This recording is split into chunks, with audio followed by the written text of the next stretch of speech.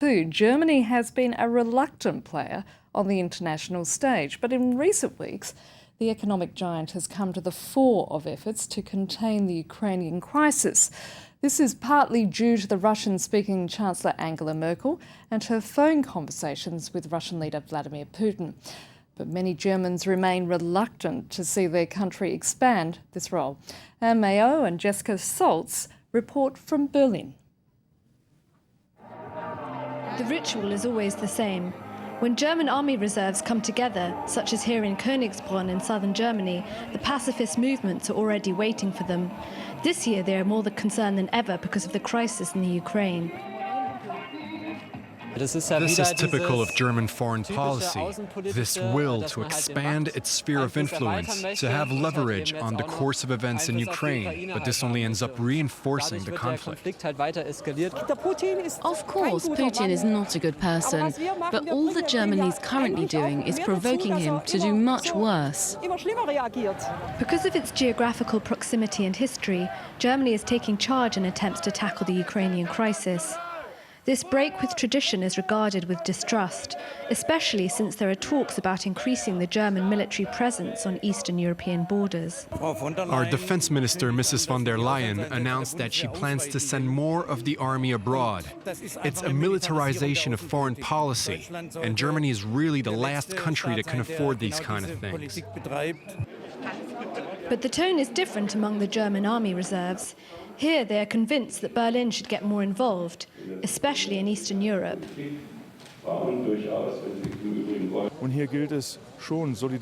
We must show solidarity and explain to the German public that our security also depends on the safety of our eastern neighbors. The responsibility of politicians is to make sure people understand that we may be forced to use stronger sanctions against Russia in response to violations of international law. A message that is still met with resistance. 25 years after the fall of the wall, many Germans fear a new Cold War. Economic ties with Moscow are very strong. The majority is opposed to punitive sanctions against Russia. There's also been hesitation within the government. While it threatens sanctions, it still wants to keep dialogue open. The Foreign Minister, Frank-Walter Steinmeier, has visited the Ukraine several times. Berlin has yet to take a firm stance, an attitude that has surprised the Ukrainian community in Germany. Alexandra from the Euromaidan collective in Berlin hoped for more commitment from her newfound home. German policy has changed. They understood many things, but on the other hand, it's clear that Germany has many economic interests to defend in Russia, and it doesn't know what to do, if only in terms of its dependence on Russian gas. I personally would like to see Germany be more consistent. On this issue, Berlin indeed has a lot to lose economically. 6,000 German companies operate in Russia, generating an annual turnover of around 40 billion euros. But even if the new German foreign policy looks set to make sacrifices, according to this expert in German-Russian relations, it's not in Berlin's interest to do so alone. Germany must assume more responsibility and become aware that it cannot be a global economic player while practicing a foreign policy popular in the 19th century. That's no longer possible. But this also implies a learning process, which will happen within European countries, especially with France. But Germans still need convincing. 77% of them currently oppose the strengthening of NATO troops on the eastern border of the European Union. But this is exactly what Berlin intends to do, by sending 6 Eurofighters to the Baltics.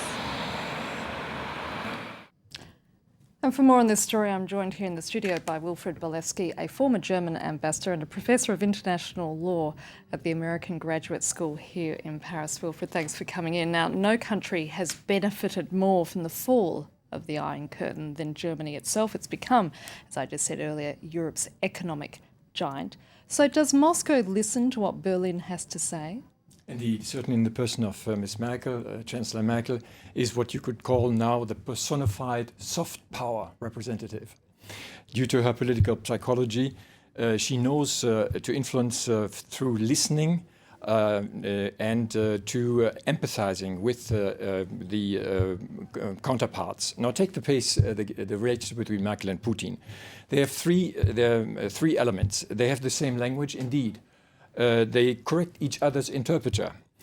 Because let's just point out at this stage that she actually speaks Russian and Putin speaks German because he spent time in Dresden, didn't he? Indeed. They share an experience of communist dictatorship, one as the oppressor and one as the oppressed. Putin was KGB agent and the oppressed was Miss Merkel in her youth as a researcher. Nevertheless, they have different values, obviously. The main Merkel, nevertheless, because of the mutual respect that they have, is the main and actually the sole interlocutor that Putin will accept because of their personal chemistry.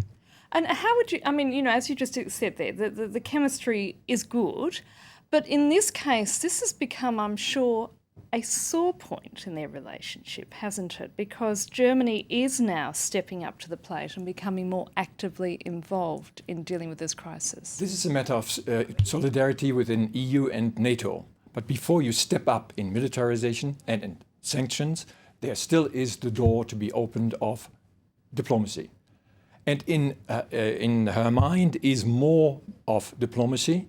Contact group was one of the ideas. It's floating around, in which he would play a role, more so than sanctions, double-edged, escalatory, not really working in crisis solution, crisis solving, and therefore we'll have to play a stronger and longer hand in the diplomatic game. And if anything, she's playing the good cop, isn't she, in this relationship? Whereas, you know, others in the West would probably be playing the bad cop. But, you know, how is that going down, do you think, with Putin? Is he, seriously, as I say, is he actually taking on board what she is saying to him? I mean, first you have to analyze Putin's reaction. It's an action of protest, of lack of recognition, of a subjectively felt humiliation. To counter this with sanctions is a double-edged sword and does not really solve the problem of the identity crisis in which Putin himself finds himself and his country. And therefore to draw him into the international community via engagement and cooperation will be the only long-term possibility to solve this problem. So really much is resting on Germany at this point, in your opinion? In lack of other partners of confidence, credibility and of chemistry. But there's much at stake economically because they both have very strong trade and economic ties, don't they? And this will bring them together sooner or later, rather sooner than later, in solving the crisis. As we just saw in that report, and as I just said earlier, with this Crimean crisis, the Germans are becoming more proactive on the world diplomatic stage. Do you see this as a significant shift in their foreign policy? It has already been announced at the beginning of this year. The president, the foreign minister, indicated a certain increasing responsibility. This was before Ukraine problem and the Crimean crisis.